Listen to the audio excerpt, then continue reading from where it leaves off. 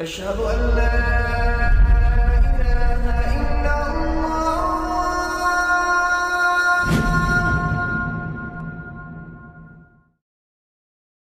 Raindrops media পরিবেশিত audio lecture series সংকটে নারীত্ব। এই সিরিজে আলোচনার বিষয় আধুনিক জীবনের নারী, নারীত্ব, নারীবাদ এবং এই নিয়ে যা কিছু সৃষ্ট সংকট। আগেকার নারীরা কেমন ছিল, এখন কেমন আছে এবং কোন পথে নারীদের কল্যাণ, সেসব নিয়ে বিস্তারিত আলোচনা হবে ইনশাআল্লাহ। আউযু বিল্লাহি মিনাশ শাইতানির রাজিম। বিসমিল্লাহির রহমানির রহিম। আলহামদুলিল্লাহ ওয়াসসালাতু ওয়াসসালামু আলা সাইয়্যিদিনা মুহাম্মদ ওয়া আলা আলিহি ওয়া সাহবিহি ওয়াসাল্লাম তাসলিমান কাসীরা। ফেমিনিজম সিরিজের দ্বিতীয় পর্বে সবাইকে স্বাগতম। গত পর্বে আমরা আলোচনা করেছি নারীবাদের সংজ্ঞা এবং 6টি মৌলিক বৈশিষ্ট্য। আরও আলোচনা করেছি নারীবাদ সম্পর্কে জানার প্রয়োজনীয়তা, পশ্চিমে তৈরিকৃত এই নারীবাদী মতাদর্শ কেন মুসলিমদের জন্য ক্ষতিকর, এর কিছু কারণ, নারীবাদ কিভাবে আমাদের জীবনকে প্রভাবিত করছে। পাশাপাশি আরও উল্লেখ করা হয়েছে বর্তমানে মুসলিম নারীদের যৌক্তিক সমস্যাগুলো নিয়ে কেন বেশি বেশি কথা বলা দরকার এবং কেন সেগুলো সমাধান করতে মুসলিমদেরই আগে এগিয়ে আসা দরকার। অবশ্যই এই সমাধান করতে হবে নারীবাদের মাধ্যমে নয়, বরং ইসলামে বাতলে দেওয়া পদ্ধতি অনুসারে। গত পর্ব শেষ হয়েছিল এই বলে যে আমরা নারীদের জীবনের বিভিন্ন ধাপ উপস্থাপন করে মিলিয়ে দেখব বর্তমান পৃথিবীতে নারীদের অবস্থা কেমন, তাদের সমস্যাগুলো কি, নারীবাদ সেই সব সমস্যা কতটুকু সমাধান করতে পেরেছে নাকি সেই সমস্যা আরও বাড়িয়ে দিয়েছে। নারীবাদের বিপরীতে আল্লাহ তাআলার দেওয়া চূড়ান্ত মনোনীত বিধান ইসলামের মাধ্যমে সেই সব সমস্যার কোনো সমাধান দেওয়া হয়েছে কিনা, এই বিষয়গুলো উল্লেখ করা হবে আজকের পর্বে ইনশাআল্লাহ।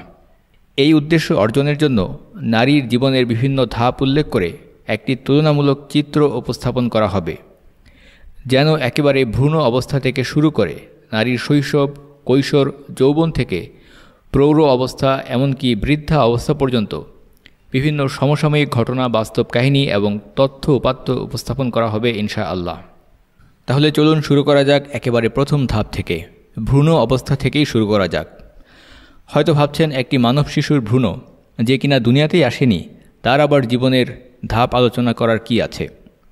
কথাটি এক অর্থে অবশ্যই সত্য, তবে বাস্তবতা হলো দুনিয়াতে আসার আগেই যখন জানতে পারা যায় মায়ের পেটে একটি কন্যা শিশু আছে, তখন পৃথিবীর অনেক স্থানে গর্ভপাত করিয়ে সেই কন্যা শিশুটিকে হত্যা করা হয়। আবার অনেক ক্ষেত্রে গর্ভপাত করানো সম্ভব না হলেও জন্মের পর নানাভাবে প্রত্যক্ষ কিংবা পরোক্ষভাবে সেই কন্যা শিশুটিকে হত্যা করা হয়। দুর্ভাগ্যজনক হলেও সত্যি, বর্তমানে আমরা এমন একটি পৃথিবীতে বাস করি যে পৃথিবী কন্যা শিশুদেরকে নিরাপত্তা কিংবা সুন্দর শৈশব উপহার দেওয়া দূরে থাকুক, দুনিয়াতে তাদেরকে স্বাগত জানাতেই জানে না। কন্যা শিশু হত্যা কিংবা কন্যা শিশুর ভ্রূণ হত্যা, এই কথাগুলো শুনলে আমরা অনেকেই মনে করি সেই জাহিলি যুগে আরবের কন্যা শিশুদেরকে জ্যান্ত দাফন করা হতো কিছু বেদুইন গোত্রে। অনেকেরই একটি ধারণা আছে যে এরপরে এটা আর পৃথিবীর হয়তো কোথাও নেই। সেই জাহিলি যুগের আরবদের অবস্থা তো রাসূলুল্লাহ সাল্লাল্লাহু আলাইহি ওয়াসাল্লাম ১৫০০ বছর আগেই সংশোধন করে দিয়েছেন ইসলামের মাধ্যমে। এরপর থেকে কন্যা শিশুকে তারা আর নেতিবাচক কিছু মনে করে না। রাসূলুল্লাহ সাল্লাল্লাহু আলাইহি ওয়াসাল্লাম কীভাবে সেই জাহিলি যুগের আরবদের মানসিকতা পরিবর্তন করেছেন, কন্যা শিশুর মর্যাদা, লালন পালনের মর্যাদা সম্পর্কে তিনি যে সকল হাদিস উল্লেখ করেছেন, চাইলে আমরা সেগুলো উল্লেখ করতে পারি, তবে সেই দিকে আমরা যাচ্ছি না। সুতরাং সার কথা হচ্ছে ১৫০০ বছর আগে সেই জাহিলি যুগের আরবদের অবস্থা রাসূলুল্লাহ সাল্লাল্লাহু আলাইহি ওয়াসাল্লাম ইসলামের মাধ্যমে সংশোধন করে দিয়েছেন, কন্যা শিশুর মর্যাদা বৃদ্ধি করেছেন, নারীদের মর্যাদা বৃদ্ধি করেছেন। এই অবস্থা তো মুসলিমদের জন্য সত্য। বর্তমানে যেহেতু অধিকাংশ মুসলিম দেশগুলোতে ইসলামী শাসন ব্যবস্থা শরিয়া কার্যকর নেই, কারণ কলোনিয়াল শাসনের পরবর্তী সময়ে মুসলিম দেশগুলোতে শাসন করছে সেই কলোনিয়াল শাসকদের রেখে যাওয়া দালাল গোষ্ঠী। কাজেই ইসলামী শাসন এবং ইসলামী অথরিটি না থাকার কারণে স্থানীয় বিভিন্ন কালচার, কুপ্রথা এবং কুসংস্কারের কারণে মুসলিমদের মধ্যেও কন্যা শিশুদের ব্যাপারে অনেক নেতিবাচক ধারণা প্রবেশ করেছে। এটা অনস্বীকার্য। তবে এর বিপরীতে অমুসলিমদের অবস্থা কি? অমুসলিমদের অবস্থা কিন্তু সেই জাহিলি যুগের আরবদের থেকে খুব একটা উন্নত এমনটা বলা যায় না। এত নারীবাদী আন্দোলনের পরেও কন্যা শিশুর ব্যাপারে তাদের মানসিকতা খুব একটা ইতিবাচক হয়নি। ইতিহাস দেখলে আমরা দেখতে পাই সাম্প্রতিক অতীতে চীনে যখন থেকে এক সন্তান নীতি গ্রহণ করা হয়, এরপর গর্ভপাতের মাধ্যমে প্রচুর কন্যা শিশু হত্যার ঘটনা ঘটেছে। কারণ যেহেতু একটি সন্তান নেওয়া যাবে, সেই কারণে চীনের মানুষ তারা পুত্র সন্তান নেওয়ার চেষ্টা করত। চীনের অধিকাংশ এলাকা গ্রামীণ এলাকা, কৃষি নির্ভর এলাকা, সেখানে কন্যা সন্তানের তুলনায় পুত্র সন্তানকে প্রাধান্য দেওয়া হতো। একই অবস্থা আমাদের পাশের দেশ ভারতে। সেখানেও গর্ভপাতের মাধ্যমে প্রচুর কন্যা শিশুকে হত্যা করা হয় এবং এটি সাম্প্রতিক সময়ের বাস্তবতা, যে কারণে ভারতের সরকার থেকে একটি সামাজিক আন্দোলন পরিচালনা করা হচ্ছে, বেটি বাঁচাও বেটি পড়াও। ইসলাম যেখানে ১৫০০ বছর আগে কন্যা শিশুর জীবনের নিরাপত্তা নিশ্চিত করেছে এবং তাদের ব্যাপারে মানুষের ধারণা নেতিবাচক থেকে ইতিবাচক করা শুধু নয় বরং মর্যাদা বৃদ্ধি করেছে, সেখানে আমরা প্রশ্ন রাখতেই পারি, নারীবাদ কি কন্যা শিশুর জীবনে নিরাপত্তা দিতে পেরেছে, কিংবা কন্যা শিশুর ব্যাপারে মানুষের নেতিবাচক ধারণা পরিবর্তন করতে পেরেছে? সুতরাং পাশাপাশি এই দুইটি প্রশ্নকে রাখলে, তুলনামূলক চিত্র উপস্থাপন করলে সহজেই দেখা যায় ইসলামী জীবন বিধানের মাধ্যমে যেভাবে নারীর মর্যাদা, জীবনের নিরাপত্তা এবং অধিকার প্রতিষ্ঠিত করা হয়েছে, নিঃসন্দেহে সেগুলো নারীবাদের তুলনায় বহু গুণে শ্রেষ্ঠ। যুগে যুগে আল্লাহ তাআলা নবী রাসূল পাঠিয়ে যে জীবন বিধান দিয়েছেন তার পরিপূর্ণতা হয়েছে ইসলামের মাধ্যমে। কাজেই নারীরা যদি অধিকার চায় তাহলে সেটা পেতে পারে একমাত্র ইসলামের মাধ্যমে, কথিত নারীবাদী আন্দোলনের মাধ্যমে নয়। এই প্রসঙ্গে একটি সলিড উদাহরণ দেওয়া যাক। সময়টা ১৯৯৫ সাল, চীনের রাজধানী বেইজিং। সেখানে অনুষ্ঠিত হচ্ছে জাতিসংঘের উদ্যোগে ৪র্থ বিশ্ব নারী সম্মেলন। বিশ্বের বিভিন্ন দেশ থেকে সেখানে প্রতিনিধিরা এসেছেন এবং আলোচনা করছেন কিভাবে বিশ্বজুড়ে নারীর মর্যাদা এবং সম্মান আরও বৃদ্ধি করা যায়, উন্নীত করা যায়। নারীর সম্মান এবং মর্যাদা বৃদ্ধি করা নিঃসন্দেহে একটি মহৎ কাজ। মৌলিকভাবে কেউই এর বিরোধিতা করতে পারে না। সেই সম্মেলনে নারী জীবনের সাথে সংশ্লিষ্ট বিভিন্ন বিষয় নিয়ে আলোচনা হচ্ছিল, যেমন দারিদ্র্য, নারীর স্বাস্থ্য, অর্থনৈতিক অবস্থা, সংঘাত, ভায়োলেন্স ইত্যাদি। এর মধ্যে একটি বিষয় ছিল কন্যা শিশুর জীবনের নিরাপত্তা। সেই সম্মেলনে 12টি বিষয় বা 12টি রেজুলেশন ঘোষণা করা হয়। সেই সব আলোচ্য বিষয়ের মধ্যে একটি ছিল কন্যা শিশুর জীবনের নিরাপত্তা। আজকের কন্যা শিশু আগামী দিনের নারী। কিভাবে কন্যা শিশুদের জীবনের নিরাপত্তা নিশ্চিত করা যায়, তাদের অবস্থা উন্নীত করা যায় ইত্যাদি প্রসঙ্গে আলোচনা হলো। কিন্তু লক্ষণীয় বিষয় হচ্ছে, যেই দেশে বসে জাতিসংঘের উদ্যোগে সেই সম্মেলন অনুষ্ঠিত হচ্ছিল, সেই চীন ছিল কন্যা শিশুদেরকে হত্যার জন্য কুখ্যাত। আগেই বলা হয়েছে এর কারণ হচ্ছে জনসংখ্যা সম্পর্কে তাদের নীতি। চীনে যখন জনসংখ্যা বৃদ্ধি পেল তখন রাষ্ট্রীয়ভাবে ১৯৭৯ সাল থেকে নিয়ম করে দেওয়া হলো যে এখন থেকে কেউই এক সন্তানের বেশি গ্রহণ করতে পারবে না। কিছু ব্যতিক্রম ছিল গ্রামীণ এলাকায় কৃষিনির্ভর সমাজে, যেখানে কৃষিকাজ চালিয়ে যাওয়ার জন্য প্রথম সন্তানটি কন্যা সন্তান হলে দ্বিতীয় সন্তান গ্রহণের সুযোগ দেওয়া হতো এই আশায় যে হয়তো দ্বিতীয়টি পুত্র সন্তান হবে। কিন্তু দ্বিতীয় সন্তানটিও যদি কন্যা সন্তান হতো তাহলে আর কোনো সন্তান গ্রহণের অনুমতি দেওয়া হতো না। সুতরাং পরবর্তীতে কেউ গর্ভধারণ করলে সেটা হতো তাদের চোখে অবৈধ এবং গর্ভপাতের মাধ্যমে সেই সন্তানকে হত্যা করে দেওয়া হতো এবং সেই সব নারীদেরকে জোরপূর্বক বন্ধ্যা করে দেওয়া হতো। সুতরাং এইসব ঘটনার ফলশ্রুতিতে বহু কন্যা শিশুকে গর্ভপাতের মাধ্যমে হত্যা করা হয়েছে। যেহেতু চীন ছিল সেই সম্মেলনের আয়োজক, কাজেই জাতিসংঘ এই বিষয়ে খুব বেশি মাথা ঘামায়নি। তারা আলোচনা করছে কন্যা শিশুর জীবনের নিরাপত্তা নিয়ে, অথচ বাস্তবে যা আলোচনা করা প্রয়োজন চীনের কন্যা শিশুদের জীবনের নিরাপত্তা নিয়ে আলোচনা করতে তারা ব্যর্থ, সেটাকে তারা এড়িয়ে যায়। কারণ চীনের মাটিতে বসে এমন বিষয় নিয়ে আলোচনা করা হবে পলিটিক্যালি ইনকারেক্ট। এই উদাহরণটি নেওয়া হয়েছে একজন আলেমের লেকচার থেকে, যিনি বর্তমান সময় থেকে প্রায় 25 বা 30 বছর আগে এই দৃষ্টান্ত উল্লেখ করেছিলেন। এবং সেই লেকচারে, আজ থেকে 25 বা 30 বছর আগে দেওয়া সেই লেকচারে তিনি দাবি করেছিলেন যে তিনি হলফ করে বলতে পারেন এখন থেকে সামনের 25 বছর বা 50 বছরেও মানবরচিত মতবাদের মাধ্যমে বিশ্বব্যাপী কন্যা শিশুদের ক্ষেত্রে মানুষের মানসিকতা কিংবা তাদের অবস্থার কোনো উল্লেখযোগ্য অগ্রগতি হবে না। সেই লেকচারের পর থেকে 25 বা 30 বছর কেটে গেছে এবং বৈশ্বিক বাস্তবতা মিলিয়ে দেখলে আমরা দেখতে পাই তার সেই কথা কতটা সত্য, যার জ্বলন্ত উদাহরণ হচ্ছে আমাদের পাশের দেশে ভারতে কন্যা শিশু হত্যার হার এবং বাস্তবতা। বিশ্বের মোট জনসংখ্যার প্রায় 150 কোটি মানুষ বা কমপক্ষে 140 কোটি মানুষ বাস করে এই ভারতে, যা কিনা পৃথিবীর মোট জনসংখ্যার প্রায় 18%, অর্থাৎ রাফলি প্রায় 20 ভাগ। অর্থাৎ এত বিপুল জনসংখ্যার সেই দেশে কন্যা শিশুর জীবনের কোনো নিরাপত্তা নেই, তাদের ব্যাপারে মানুষের ধারণা খুবই নেতিবাচক। যে কারণে আগেই উল্লেখ করা হয়েছে সরকার থেকে সামাজিক আন্দোলন পরিচালনা করা হচ্ছে বেটি বাঁচাও বেটি পড়াও। এই কন্যা শিশুদেরকে হত্যার একটি জঘন্য উপায় হচ্ছে ভ্রূণ হত্যা বা গর্ভপাত করানো। হয়তো ভাবছেন যে ভ্রূণ হত্যা বা গর্ভপাতের সাথে নারীবাদের সম্পর্ক কী? যেহেতু আমরা আগেই উল্লেখ করেছি, নারীবাদ দাবি করে তারা নারীর জীবনের সকল অধ্যায় বা সকল ধাপ নিয়ে আলোচনা করে, সব বিষয় নিয়ে তারা কথা বলে। কাজেই অবশ্যই নারীর গর্ভধারণ কিংবা গর্ভপাত নিয়ে তাদের অনেক চিন্তা এবং বক্তব্য আছে। ঐতিহাসিকভাবে জানা যায়, নারীবাদী মুভমেন্টের শুরুর দিকের যারা নেতৃবৃন্দ ছিলেন তারা প্রায় সকলেই গর্ভপাতের বিরুদ্ধে ছিলেন একটা সময় পর্যন্ত। নারীবাদের দ্বিতীয় তরঙ্গের উত্থানের আগে অর্থাৎ 1960 সালের আগে পৃথিবীর প্রায় সকল স্থানেই আইনগতভাবে গর্ভপাত অবৈধ ছিল। কাজেই সেই সময়ে প্রাথমিক নারীবাদীদের গর্ভপাতের বিরুদ্ধে অবস্থান নেওয়া খুব ভিন্ন কিছু নয়। তবে সময়ের সাথে সাথে গর্ভপাতের ব্যাপারে নারীবাদের অবস্থানের পরিবর্তন ঘটেছে।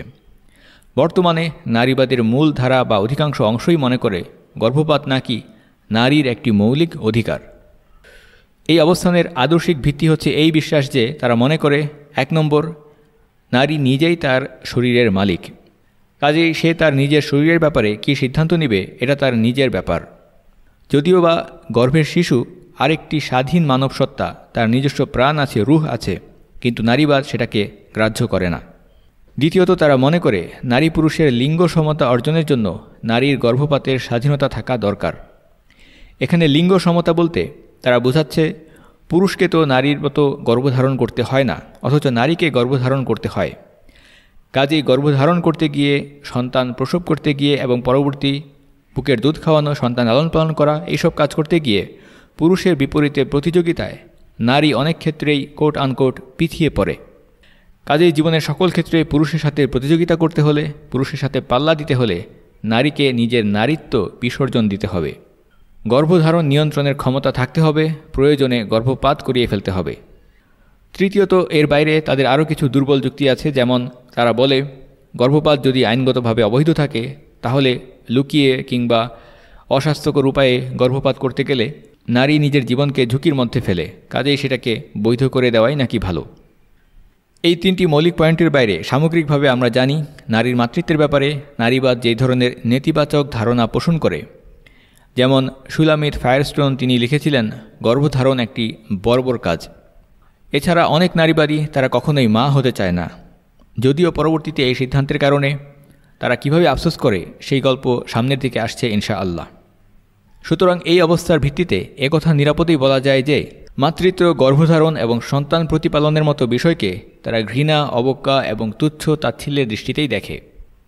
এইসব অবস্থার প্রেক্ষিতে নারীবাদ অবস্থান নেয় গর্ভপাতের পক্ষে, যা গর্ভে থাকা শিশুর জীবনকে ঝুঁকিগ্রস্ত করে এবং সবচেয়ে বেশি ঝুঁকিগ্রস্ত করে কন্যা শিশুর জীবনকে।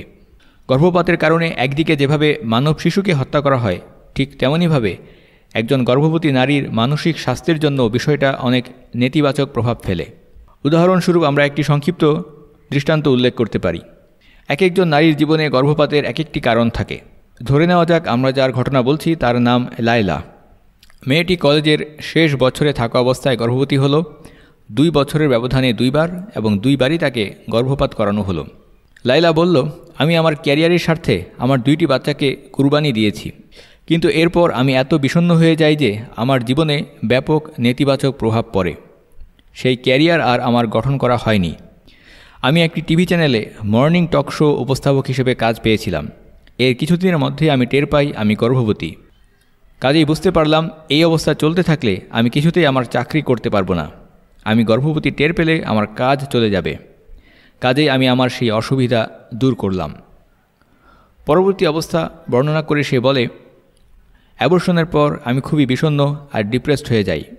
ধীরে ধীরে অ্যালকোহল এবং মাদকের দিকে ঝুঁকে পড়ি। সেই চাকরিও ছেড়ে দিতে বাধ্য হই আর আমি আমার পিতামাতার সাথে থাকা শুরু করি। এই ঘটনা সে বলছে পশ্চিমা দেশের প্রেক্ষাপটে, যেখানে তাদের কালচার অনুসারে 18 বছর হয়ে গেলে কোনো নারী বা পুরুষ পিতামাতার সাথে থাকে না। কিন্তু সে বলছে যে সেই মানসিকভাবে বিষণ্ণ হয়ে যাওয়ার কারণে সে তার পিতামাতার সাথে থাকতে শুরু করে। পরবর্তীতে সেই মেয়েটি আফসোস করে বলছে যে সেই অ্যাবর্শনের কারণে সবসময় আমার ভেতরে একটি শূন্যতা কাজ করত। এটা কিসের শূন্যতা সেটা আমি জানি না, সেটাকে বুঝিয়ে বলতেও পারবো না। বিশ্ব স্বাস্থ্য সংস্থার পরিসংখ্যান অনুসারে প্রতি বছর বিশ্বে প্রায় ৭৩ মিলিয়ন গর্ভপাতের ঘটনা ঘটে। ৭৩ মিলিয়ন একটি বিরাট সংখ্যা। এর মানে হচ্ছে ৭,৩০,০০,০০০ শিশুকে প্রতি বছর হত্যা করা হয়, মায়ের গর্ভে হত্যা করা হয় ছুরি কাঁচি দিয়ে খুঁচিয়ে খুঁচিয়ে। প্রতি বছর ৭৩ মিলিয়ন গর্ভপাত মানে হচ্ছে প্রতিদিন বিশ্বে প্রায় ২ লক্ষ শিশুকে হত্যা করা হয়। বিষয়টা কতটা ভয়াবহ শুধু একবার চিন্তা করুন। পরিসংখ্যান বলছে আমেরিকাতে বছরে ৬.৫ লক্ষ এবং বাংলাদেশে বছরে ৭.৫ লক্ষের উপর গর্ভপাত ঘটে। এই সংখ্যাটি কত বেশি সেটা বোঝার জন্য আমরা আরেকটি দৃষ্টান্ত উল্লেখ করছি। আমরা জানি হিরোশিমা এবং নাগাসাকিতে যখন সেখানে পারমাণবিক বোমা ফেলা হয়েছিল, সেখানে মারা গিয়েছিল ৭০,০০০ থেকে ১,৩৫,০০০ মানুষ। নাগাসাকিতে মারা গিয়েছিল ৬০,০০০ থেকে ৮০,০০০ মানুষ। অর্থাৎ দুইটি সংখ্যা একত্র করলে সর্বোচ্চ ২ লক্ষ হতে পারে। সেখানে সারা বিশ্বে প্রতিদিন অ্যাবর্শনের মাধ্যমে ২ লক্ষ শিশুকে হত্যা করা হচ্ছে। অর্থাৎ আমরা বলতেই পারি প্রতিদিন যেন পৃথিবীতে হিরোশিমা নাগাসাকির মতো পারমাণবিক বোমা নিক্ষেপ করা হচ্ছে, বিস্ফোরণ করানো হচ্ছে। কিন্তু যেহেতু ব্যাপারটা ঘটছে আমাদের চোখের আড়ালে, ব্যাপারটা ঘটছে অপারেশনের টেবিলে, কাজেই এর ভয়াবহতা কেউ খেয়াল করছে না। নারীবাদী আন্দোলনের ইতিহাস দেখলে দেখা যায় দ্বিতীয় বিশ্বযুদ্ধের আগে মার্গারেট স্যাংনার এবং মেরি স্টোপস এরা ছিলেন গর্ভপাতের পক্ষে আন্দোলনকারী এবং প্রচারকারী। যদিও বা সেই সময় আইনগতভাবে গর্ভপাত ছিল একটি অবৈধ বিষয়, কিন্তু তারা গোপনে গর্ভপাতের কাজ করতেন। আর দ্বিতীয় বিশ্বযুদ্ধের পরবর্তী সময়ে প্রায় সকল নারীবাদীরাই গর্ভপাতের পক্ষে অবস্থান নেয়। বর্তমানে এই বিষয়টি হয়ে গেছে একটি লিটমাস টেস্টের মতো। গর্ভপাতের পক্ষে নাকি বিপক্ষে এটা দিয়ে বিচার করা হবে কে কতটা কট্টর নারীবাদী। স্মরণ করিয়ে দেওয়া যেতে পারে যে এখানে গর্ভপাত মূল বিষয় নয়, বরং মূল বিষয় হচ্ছে নারীর জীবনের নারীসুলভ বিভিন্ন অংশ, মাতৃত্ব, গর্ভধারণ, সন্তান প্রতিপালন, সর্বোপরি নারীর পারিবারিক জীবন এবং যৌনতা সম্পর্কে মূল্যবোধ। এই বিষয়গুলো সম্পর্কে দৃষ্টিভঙ্গি পরিবর্তিত হয়ে গেছে নারীবাদী আন্দোলনের প্রভাবে। ফলে এখন তারা বলে মাতৃত্ব নাকি নারীর স্বপ্ন পূরণের পথে বাধা। তারা বলে সন্তান নাকি নারীর উন্নতির পথে শেকল। তারা বলে পরিবার হচ্ছে একটি আরামদায়ক বন্দিশালা। তারা বলে গর্ভধারণ নাকি একটি বর্বর কাজ। কাজেই যে কোনো মূল্যে নারীবাদ নারীর কাছ থেকে মাতৃত্বকে সরিয়ে দিতে চায়। তাদের দৃষ্টিতে যতক্ষণ পর্যন্ত না নারীর কাছ থেকে মাতৃত্ব দূর হবে ততক্ষণ পর্যন্ত নাকি নারীর মুক্তি অর্জন হবে না। প্রশ্ন আসতে পারে, যদি নারীর কাছ থেকে মাতৃত্ব দূর করে দেওয়া হয় তাহলে মানব সন্তান আসবে কিভাবে? মানব জাতির ধারা অব্যাহত থাকবে কিভাবে? এর বিকল্প উপায় হিসেবে তারা যে সকল থিওরি প্রদান করে তার সার কথা হচ্ছে মানব শিশু উৎপাদন হবে কৃত্রিম ভ্রূণে, ল্যাবরেটরিতে। যদিও বিষয়টি এখনও পর্যন্ত তত্ত্বের মধ্যেই সীমাবদ্ধ, কিন্তু এর যে সকল প্রায়োগিক দিক আছে সেগুলো অলরেডি প্রয়োগ করা শুরু হয়ে গেছে, যার ভয়াবহ প্রভাব পড়ছে মানব শিশুর উপরে, পারিবারিক জীবনে, নারীর জীবনে, মাতৃত্বের উপরে। নারীবাদ এমন একটি ব্যবস্থা বাতলে দিতে চায় যেখানে শিশু উৎপাদন হবে কৃত্রিম ভ্রূণে, কৃত্রিমভাবে ল্যাবরেটরিতে, যেন অনেকটা সেই বিস্কুট চানাচুরের মতো মানব শিশু উৎপাদন হবে ফ্যাক্টরিতে।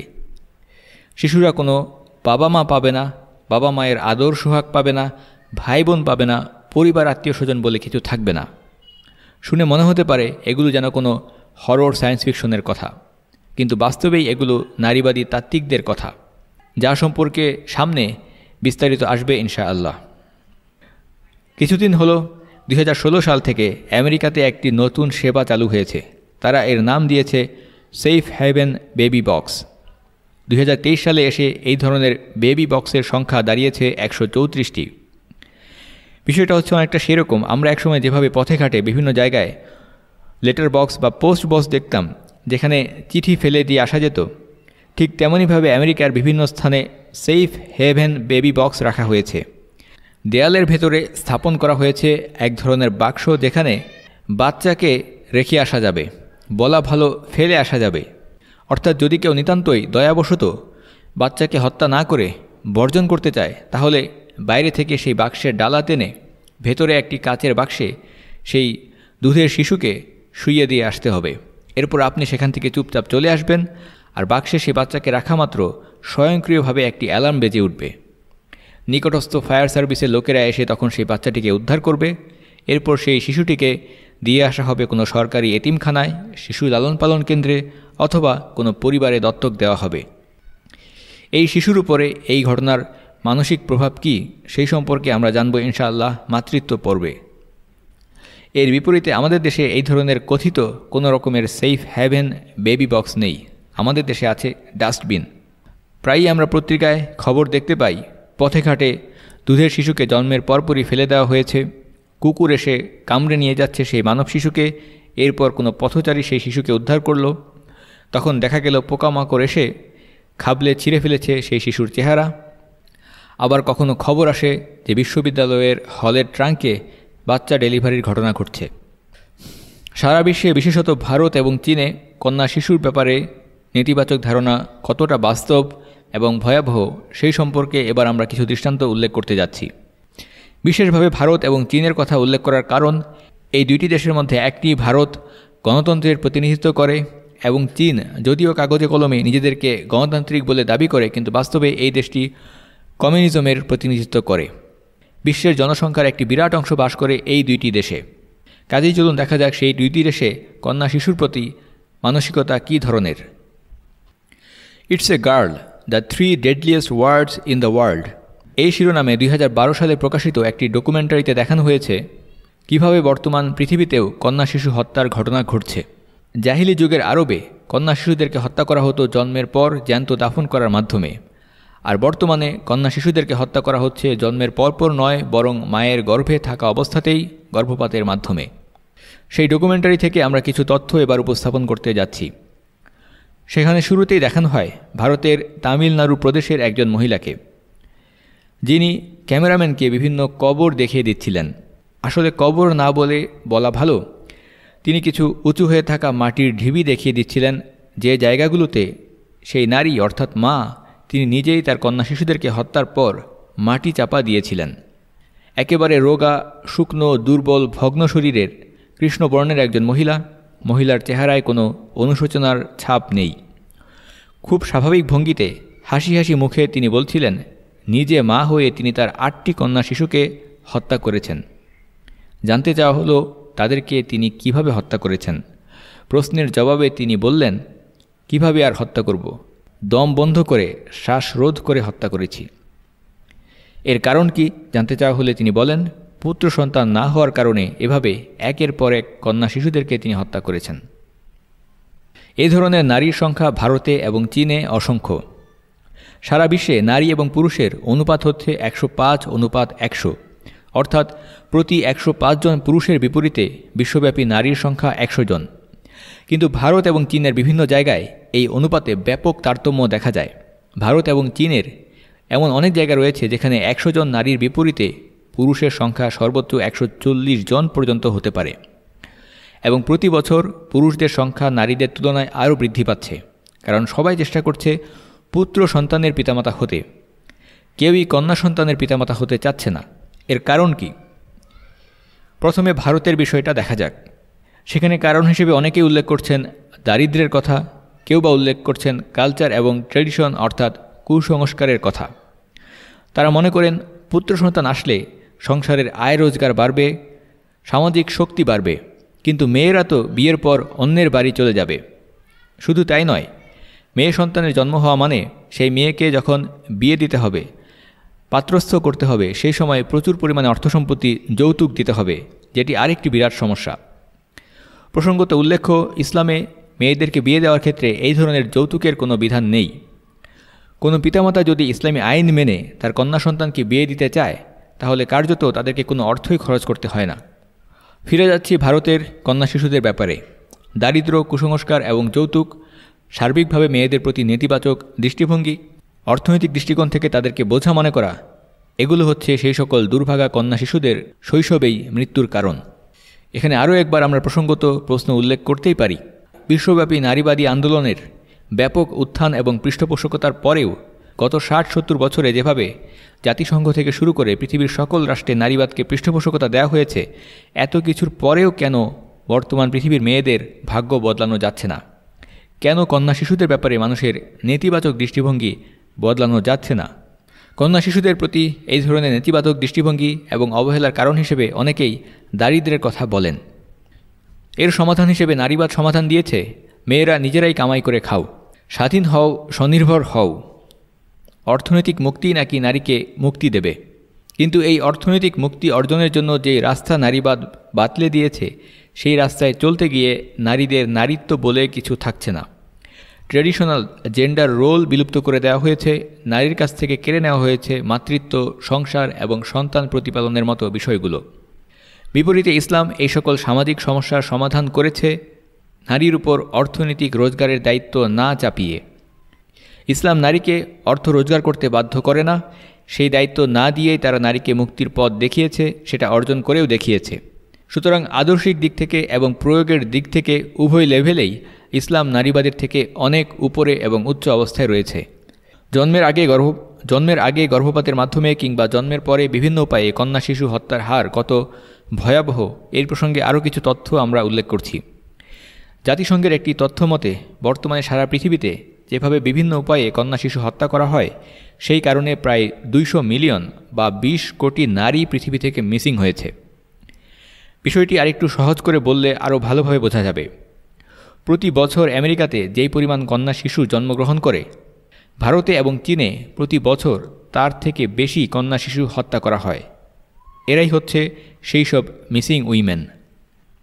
একদিকে আছে কন্যা শিশুদেরকে হত্যা করা, আরেকদিকে আছে পুত্র সন্তান জন্ম দিতে না পারার কারণে অথবা যৌতুক দিতে ব্যর্থ হওয়ার কারণে মায়েদেরকে হত্যা করা, স্ত্রীকে হত্যা করা।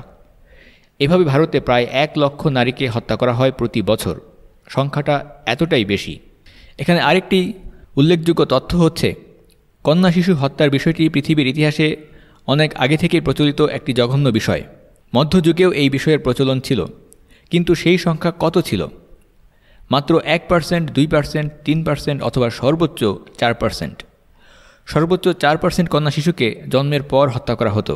আর বর্তমানে ভারতে এবং চীনে 20 থেকে 25% বা 30% পর্যন্ত কন্যা শিশুকে হত্যা করা হচ্ছে ভ্রূণ অবস্থাতেই, গর্ভপাতের মাধ্যমে। এই প্রসঙ্গে আমরা এবার একটি বাস্তব ঘটনা উল্লেখ করতে যাচ্ছি। এই ঘটনাটি হচ্ছে ভারতের ডাক্তার মিতু খুরানার গল্প। এক সংগ্রামী মায়ের লড়াইয়ের গল্প, যিনি নিজের যমজ কন্যা শিশুদেরকে বাঁচানোর জন্য অনেক কষ্ট সংগ্রাম করেছেন। মিতু খুরানা ছিলেন পেশায় একজন চিকিৎসক, পেডিয়াট্রিশিয়ান। সুতরাং অন্য আর 10টা সাধারণ নারীর মতো তিনি দরিদ্র ছিলেন না, সচ্ছল ছিলেন। তার স্বামীও ছিলেন একজন চিকিৎসক। সুতরাং তারা ছিলেন একটি সচ্ছল পরিবার এবং শিক্ষিত পরিবারের প্রতিনিধিত্বকারী। মিতু খুরানা তার অভিজ্ঞতা বর্ণনা করে বলেন, যখন তার শ্বশুরবাড়ির লোকেরা জানতে পারল তার গর্ভে যমজ শিশু আছে, তখন তারা গর্ভের শিশুর লিঙ্গ পরিচয় জানার জন্য টেস্ট করতে মরিয়া হয়ে উঠল। কারণ শ্বশুরবাড়ির লোকেরা আশঙ্কা করেছিল, যদি সেই যমজ শিশু দুটি উভয়েই মেয়ে হয়, তাহলে অন্তত তাদের একজনকে গর্ভপাত করিয়ে হত্যা করতে হবে। একসাথে 2টি মেয়েকে পৃথিবীতে আনা যাবে না। বিষয়টি টের পেয়ে মিতু খুরানা বেঁকে বসলেন। তিনি কিছুতেই সেক্স ডিটারমিনেশন টেস্ট করতে রাজি হলেন না। কিন্তু শ্বশুরবাড়ির লোকেরা তখন তার উপরে চাপ প্রয়োগ করতে লাগল, এমনকি মিতুকে ঘরে তালাবদ্ধ করে রাখল। একবার 3 দিন পর্যন্ত তাকে না খাইয়ে রাখল, কোনো কিছুই খেতে দেওয়া হলো না, এমনকি পানিও দেওয়া হয়নি। এক পর্যায়ে মিতুর শাশুড়ি মিতুর মাকে ডেকে আনলো এবং বলল, দেখুন, গর্ভপাত করানোর জন্য যত টাকা পয়সা লাগে সেটা আমাদের আছে। যমজ শিশুর 2টিই যদি মেয়ে হয়, অন্তত একটা শিশুকে তো অ্যাবর্শন করতেই হবে। এই ধরনের অবস্থায় চাপের মুখে একটা পর্যায়ে গিয়ে বেশিরভাগ মহিলাই হাল ছেড়ে দেয়। স্বামী, সংসার, বাবা মা এবং পরিবারের ভবিষ্যতের কথা ভেবে তারা রাজি হয়ে যায়। আর এই আশায় বুক বাঁধে যে হয়তো ভবিষ্যতে একটা পুত্র সন্তান হবে। কিন্তু ভবিষ্যতে যদি আবারও কন্যা শিশু আসে, তাহলে কি আবারও তাকে গর্ভপাত করিয়ে নষ্ট করে ফেলা হবে? এভাবে কি এই চক্র চলতেই থাকবে? কাজেই মিতু এতে রাজি হলেন না। কিন্তু শ্বশুরবাড়ির লোকেরাও নাছোড়বান্দা, তারা কোনো কথাই শুনবে না। ওরা জানত ডিমের প্রতি মিতুর অ্যালার্জি আছে, তিনি ডিম খেতে পারেন না। এ কারণে মিতুর শাশুড়ি কৌশলে ডিম দিয়ে বানানো একটি কেক খাইয়ে দিল মিতুকে। মিতু অসুস্থ হয়ে পড়ল, তাকে হাসপাতালে নেওয়া হলো। আর একবার হাসপাতালে নিয়ে যাওয়ার পর তার ডাক্তার স্বামীর পক্ষে বাকি কাজগুলো করানো খুব একটা কঠিন ছিল না। মিতুর অজান্তে, অসম্মতিতে গোপনে আল্ট্রাসোনোগ্রাম করানো হলো এবং যেটা আশঙ্কা করা হয়েছিল ঠিক সেটাই দেখা গেল। তার গর্ভের সন্তান দুটি মেয়ে। এবারে শ্বশুরবাড়ির লোকজন সরাসরি অ্যাবর্শনের জন্য জোরালো চাপ দিতে লাগল। এই নিয়ে অশান্তি তর্কাতর্কি চলতে লাগল। একদিন মিতুর স্বামী ধাক্কা দিয়ে মিতুকে ফেলে দিল সিঁড়ি থেকে। মিতু আঘাত পেলেন, রক্তক্ষরণ হচ্ছিল। এরপর তাকে সেই অবস্থা থেকে উঠিয়ে এনে একটি ঘরে তালাবদ্ধ করে রেখে দেওয়া হলো। মিতু আহত, তার ব্লিডিং হচ্ছে, কিন্তু এসবের প্রতি কেউ ভ্রুক্ষেপ করল না। আসলে তো ওরা এটাই চাচ্ছিল যেন তার মিসক্যারেজ হয়ে যায়। কিন্তু মিতু মরিয়া ছিলেন, তিনি চাচ্ছিলেন যেভাবেই হোক এই কন্যা শিশু দুটিকে পৃথিবীর আলো বাতাসে আনতে হবে, তারা যে তার গর্ভের মেয়ে। মিতু সেখান থেকে পালিয়ে কোনো মতে নিজের বাবা মার বাড়ি চলে এলেন। এরপর স্বাভাবিক সময়ের 2 মাস আগেই দুটি ফুটফুটে কন্যা সন্তান জন্ম দিলেন। যদিও শিশু দুটি প্রিম্যাচিওর বেবি হিসেবে জন্ম নিল, কিন্তু সঠিক যত্ন নিয়ে তাদেরকে বড় করা হলো। এরপর মৃতুর স্বামী মিতুকে জানিয়ে দিল, দেখো, তোমার সাথে আর আমার সংসার করা সম্ভব নয়, আমি মিউচুয়ালি তোমাকে ডিভোর্স দিতে চাই। আমি ছেলে সন্তান চাই, তোমাকে ডিভোর্স দিয়ে আমি আরেকটা বিয়ে করব। শিক্ষিত ডাক্তার স্বামী মিতুকে বলল, তোমাকে বিয়ে করে আমি কিছুই পাইনি, যৌতুক পাইনি, পুত্র সন্তান পাইনি, কাজেই তোমার মতো স্ত্রী আমার দরকার নেই। এই গল্পের মূল বিষয় হচ্ছে কন্যা শিশুর প্রতি নেতিবাচক মানসিকতা, সাথে প্রাসঙ্গিকভাবে এসেছে যৌতুক প্রথা এবং নারীদের প্রতি বিভিন্ন সামাজিক কুসংস্কারের বিষয়গুলো। অর্থনৈতিকভাবে এখনও পৃথিবীতে মেয়েদেরকে বোঝা মনে করা হয়। অনেক পুরুষ মনে করে, কেন আমি একজন নারীর ভরণ পোষণের দায়িত্ব নিব? আমাদের সমাজও কি মেয়েদের ব্যাপারে এই ধরনের দৃষ্টিভঙ্গি রাখে না? স্বাধীন, স্বনির্ভর এবং স্বাবলম্বী হওয়ার নামে তারাও কি নারীদের ঘাড়ে অর্থনৈতিক রোজগারের বোঝা চাপিয়ে দিচ্ছে না? বাবা তার মেয়েকে জানিয়ে দিচ্ছে, আমি তোমাকে দেখতে পারবো না, ভরণ পোষণ দিতে পারবো না। ভাই তার বোনকে জানিয়ে দিচ্ছে, আমি তোমাকে দেখতে পারবো না, ভরণ পোষণ দিতে পারবো না। স্বামী তার স্ত্রীকে জানিয়ে দিচ্ছে, আমি তোমাকে দেখতে পারবো না, তোমার ভরণ পোষণ দিতে পারবো না, নিজেরটা নিজে কামাই করে খাও, নিজে রোজগার করে খাও। আর এই বিষয়টিকে আকর্ষণীয়ভাবে উপস্থাপনের জন্য স্বাধীন, স্বনির্ভর, আত্মপ্রত্যয়ী নারীদের গল্প উপস্থাপন করা হচ্ছে নানাভাবে, মিডিয়ার মাধ্যমে, পত্রপত্রিকার মাধ্যমে, সাহিত্যের মাধ্যমে। ফিরে যাচ্ছি মিতুর গল্পে। মিতুর গল্পের শেষ অংশটা খুব একটা আকর্ষণীয় নয়। মিতু অনেক চেষ্টা করেছিলেন। শুধুমাত্র নিজের কথা না ভেবে তিনি তার মতো আরও অনেক অসহায় নারীদের কথা ভাবলেন। মিতু বলেন, একজন শিক্ষিত সচ্ছল নারী হয়ে আমার যদি এই অবস্থা হয়, তাহলে যারা দরিদ্র তাদের অবস্থা কি হবে? ভারতে আল্ট্রাসোনোগ্রামের মাধ্যমে গর্ভের শিশুর লিঙ্গ পরিচয় জেনে যাওয়ার পর যখন দেখা যাচ্ছে সেখানে কন্যা শিশু আছে, তখন বহু নারীকে অ্যাবর্শন করানো হচ্ছিল। মিতু সেই সব নারীদের কথা ভাবলেন। কাজেই মিতু আইনি লড়াই চালিয়ে যাওয়ার সিদ্ধান্ত নিলেন। 1994 সালে ভারতে preconception and prenatal diagnostic techniques act বা সংক্ষেপে PCPNDT অ্যাক্টের মাধ্যমে গর্ভের শিশুর লিঙ্গ পরিচয় জানা আইনগতভাবে নিষিদ্ধ করা হয়। কিন্তু আইনে নিষিদ্ধ হলেও ডাক্তারদেরকে কিছু টাকা পয়সা দিলে খুব সহজেই গর্ভের শিশুর লিঙ্গ পরিচয় জানা যেত। সেটা খুব একটা কঠিন কাজ ছিল না। আইন প্রয়োগকারী সংস্থার লোকেরাও সেই সব বিষয় নিয়ে খুব একটা মাথা ঘামাতো না, এইসব বিষয় নিয়ে তদন্তও করতো না। সুতরাং সার কথা হচ্ছে, আইন করলেও মানুষের দৃষ্টিভঙ্গি, মনোভাব পরিবর্তন করা যায়নি। যে ক্ষেত্রে ইসলাম 1500 বছর আগেই সফল হয়েছে কন্যা শিশুর ব্যাপারে মানুষের মনে ইতিবাচক ধারণা সৃষ্টি করতে। যাই হোক, মিতু সেই আইনের অধীনে মামলা দায়ের করলেন এবং তিনিই ছিলেন সেই আইনের অধীনে মামলা দায়েরকারী প্রথম বাদী। তিনি তার স্বামীর বিরুদ্ধে মামলা করলেন এবং যেই ডাক্তার মিতুর অমতে গোপনে অবৈধভাবে আল্ট্রাসাউন্ড করেছিল তার বিরুদ্ধে মামলা করলেন। বছরের পর বছর আইনি লড়াই চালিয়ে গেলেন, সামাজিক আন্দোলন গড়ে তোলার চেষ্টা করলেন এবং সেই ডকুমেন্টারি প্রকাশের সময় পর্যন্ত 2010 সালে তিনি বলেন, আজ থেকে 16 বছর আগে এই আইন পাশ হয়েছে, আমি এই আইনে মামলা করা প্রথম ব্যক্তি, অথচ আমি আজ পর্যন্ত কোনো বিচার পাইনি।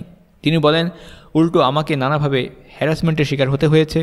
প্রধানমন্ত্রী, হেলথ মিনিস্টার থেকে শুরু করে সবার কাছেই আমি চিঠি পাঠিয়েছি, তাদের অফিসে গিয়েছি, কিন্তু কোনো লাভ হয়নি। তিনি মামলা দায়ের করেছিলেন 2005 সালে। অবশেষে 11 বছর আইনি লড়াই চালানোর পর 2016 সালে মাত্র 5 মিনিটের শুনানি শেষে দিল্লি হাইকোর্টে মিতুর মামলাটি খারিজ করে দেওয়া হয়।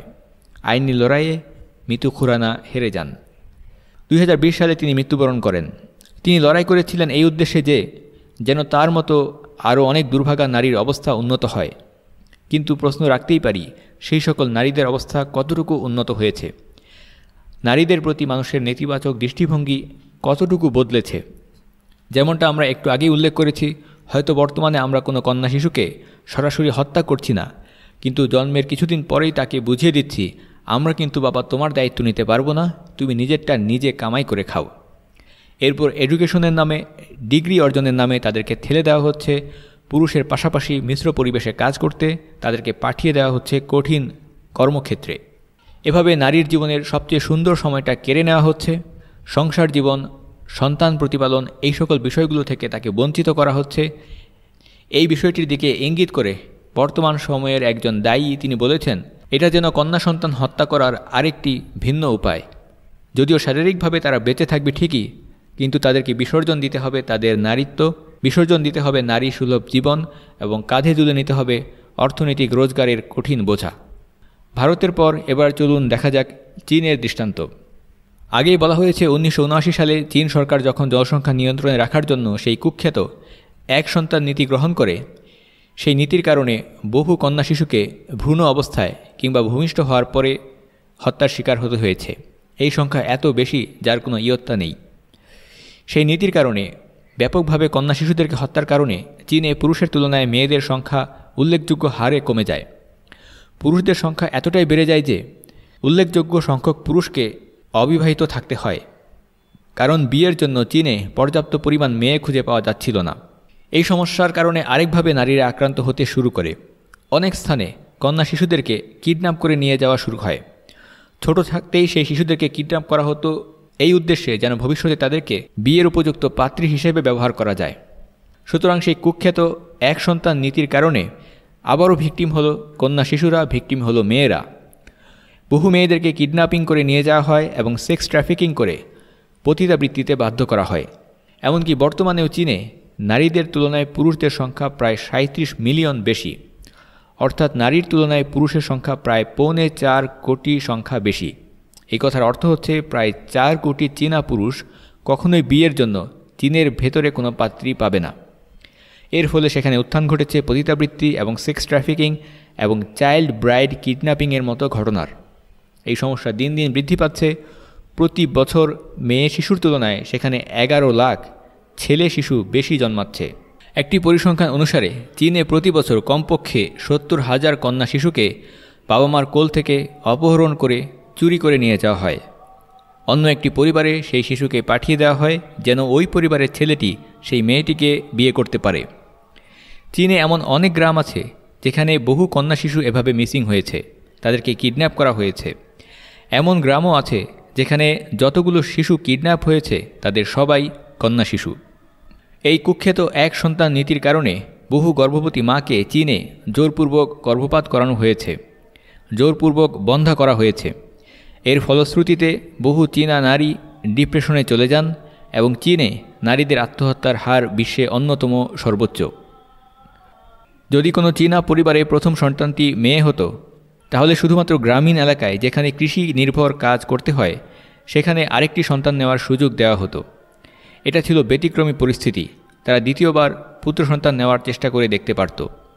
এর বাইরে কাউকেই 2 সন্তান নিতে দেওয়া হতো না।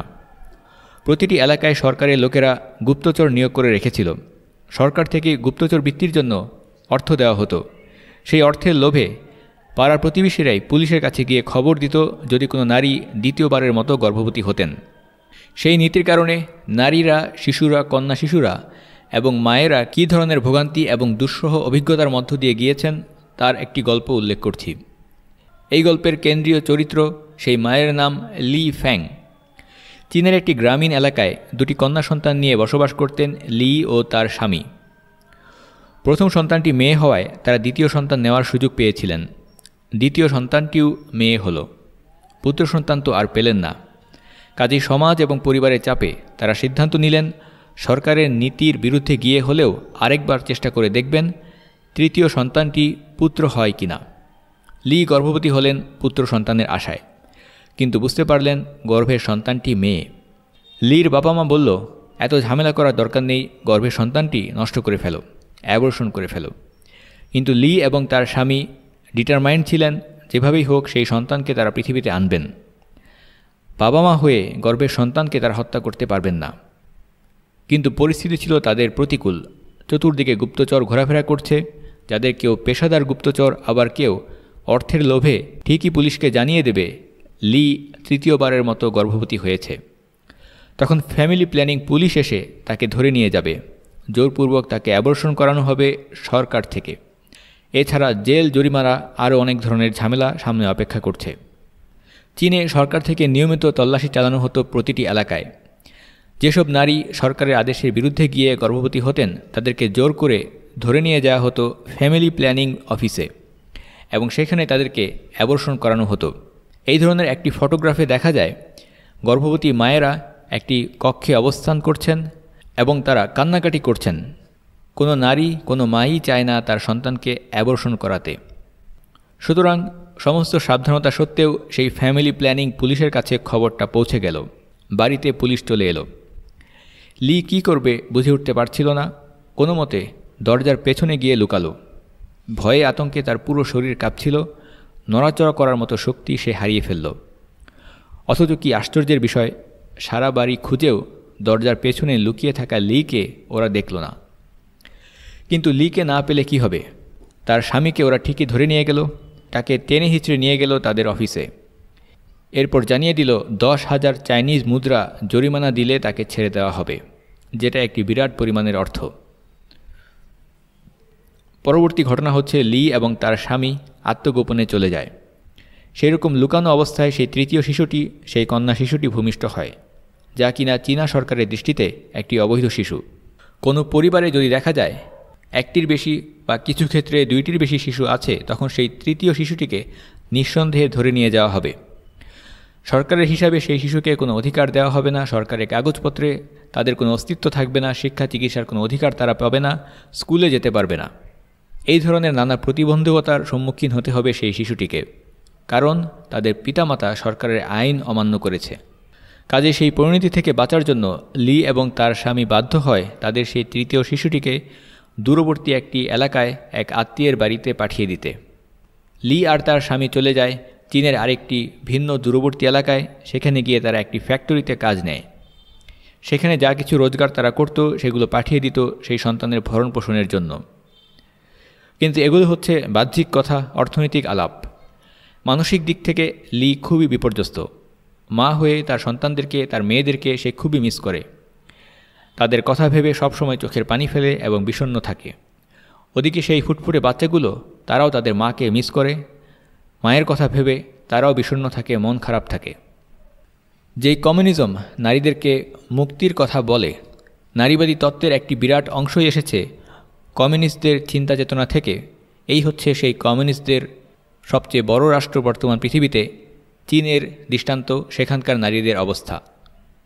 এই দীর্ঘ ভোগান্তির পর 2015 সালে এসে চীন সরকার সেই এক সন্তান নীতি থেকে সরে আসে, সেটাকে বিলুপ্ত ঘোষণা করে। বর্তমানে সেখানে 3 সন্তান পর্যন্ত নেওয়ার সুযোগ আছে। কিন্তু এতদিনে ক্ষতি যা হবার সেটা হয়ে গেছে। সেই আইন চালু করার পর পরবর্তী 30 বছরে চীনে 400 মিলিয়নের বেশি শিশুর গর্ভ রোধ করা হয়েছে, অর্থাৎ সংখ্যাটা প্রায় 40 কোটি। যেই জনসংখ্যা মার্কিন যুক্তরাষ্ট্রের জনসংখ্যা থেকেও বেশি। চীনে প্রতি বছর 13 মিলিয়ন গর্ভপাত করা হয়, প্রতিদিন 35,000, প্রতি ঘন্টায় 1500 শিশু হত্যা করা হয় অ্যাবর্শনের মাধ্যমে, যার অধিকাংশ করানো হয় জোরপূর্বক, যাদের মধ্যে 9 মাসের গর্ভবতী মহিলারাও থাকেন। একজন মায়ের উপরে এই বিষয়গুলোর বিরাট নেতিবাচক প্রভাব পড়ে। বিশ্ব স্বাস্থ্য সংস্থার একটি সূত্র মতে চীনে প্রতিদিন 500 নারী আত্মহত্যা করেন, আরও অসংখ্য নারী আত্মহত্যার চেষ্টা করেন। সারা বিশ্বের তুলনায় চীনে নারীদের আত্মহত্যার হার অনেক বেশি। আমরা সহজেই অনুমান করতে পারি জোরপূর্বক অ্যাবর্শন করানো, জোরপূর্বক নারীদেরকে বন্ধ্যা করে দেওয়া, কন্যা শিশুদেরকে হত্যা করা, এইসব কারণে একজন নারী প্রচুর মানসিক চাপের শিকার হবেন, এটাই স্বাভাবিক। যে মা নিজে একজন মেয়ে হয়ে তার গর্ভে থাকা আরেকটি মেয়েকে শুধুমাত্র মেয়ে হওয়ার কারণে হত্যা করতে বাধ্য হচ্ছেন, এটা অবশ্যই মানসিকভাবে তার জন্য খুবই কষ্টকর এবং অবমাননাকর এক অনুভূতি। এই হচ্ছে বর্তমান পৃথিবীর কিছু বাস্তবতা। জনসংখ্যার বিচারে পৃথিবীর সবচেয়ে বড় গণতান্ত্রিক রাষ্ট্র ভারতের কন্যা শিশুদের দৃষ্টান্ত আমরা উল্লেখ করেছি। আরও উল্লেখ করেছি কার্যত সমাজতন্ত্র দ্বারা পরিচালিত চীনের নারীদের অবস্থা, সেখানকার কন্যা শিশুদের অবস্থা। বলাই বাহুল্য নারীবাদ সেই সকল দেশে কন্যা শিশুদের জীবনের নিরাপত্তা দিতে কিংবা তাদের প্রতি নেতিবাচক ধারণাকে ইতিবাচক করতে ব্যর্থ হয়েছে। কোনো একটি সমাজে যখন নারীদের প্রতি নেতিবাচক ধারণা থাকে তখন কিভাবে সেই ধারণাকে ইতিবাচক করতে হয় তার দৃষ্টান্ত ১৫০০ বছর আগেই সার্থকভাবে পৃথিবীর বুকে প্রতিষ্ঠিত করে দেখিয়েছে ইসলাম। যতদিন পর্যন্ত রাষ্ট্রীয়ভাবে ইসলাম প্রতিষ্ঠিত ছিল, শরীয়তের আইন কার্যকর ছিল, ততদিন পর্যন্ত ইসলামে দেওয়া নারীদের অধিকার এবং মর্যাদা অক্ষুণ্ণ ছিল।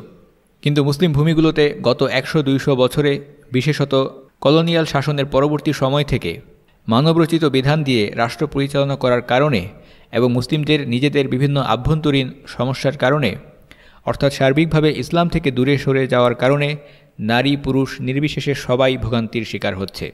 কাজেই বর্তমানেও মুসলিম ভূমিগুলোতে নারীদের অবস্থা এবং মর্যাদার অবমাননা ঘটেছে, যে শূন্যতা দূর করার চেষ্টা হচ্ছে পশ্চিমা ফ্যাক্টরিতে তৈরি করা নারীবাদের মাধ্যমে বা ফেমিনিজমের মাধ্যমে। এই ক্ষেত্রে নারীবাদ কতটুকু সফল আর কতটুকু ব্যর্থ সেটা আপনারা নিজেরাই বিবেচনা করতে পারবেন, তবে সেই জন্য থাকতে হবে এই সিরিজের শেষ পর্যন্ত। এই সিরিজের বাকি পর্বগুলো শোনার আমন্ত্রণ জানিয়ে আমরা আজকের পর্ব এখানেই শেষ করছি। সবশেষে আল্লাহ তাআলার কাছে আমরা দোয়া করি আল্লাহ তাআলা যেন আমাদের প্রচেষ্টাকে কবুল করে নেন এবং সার্বিকভাবে ইসলাম প্রতিষ্ঠিত করার মাধ্যমে বিশ্বব্যাপী নারীদের অবস্থা এবং মর্যাদা উন্নয়ন করার কাজে আমাদেরকে শামিল করেন। আল্লাহুম্মা আমিন। ওসল্লাল্লাহু তাআলা আলা সাইয়্যিদিনা মুহাম্মদ ওয়া আলা আলিহি ওয়া সাহবিহি ওয়া সাল্লাম ওয়ালহামদুলিল্লাহি রাব্বিল আলামিন। রেইনড্রপস মিডিয়ার অন্যান্য প্রজেক্ট সম্পর্কে জানতে ভিজিট করুন www.raindropsmedia.org অথবা ফেসবুক পেজ www.facebook.com/raindropsmedia অথবা ইউটিউব চ্যানেল www.youtube.com/raindropsmediaorg2015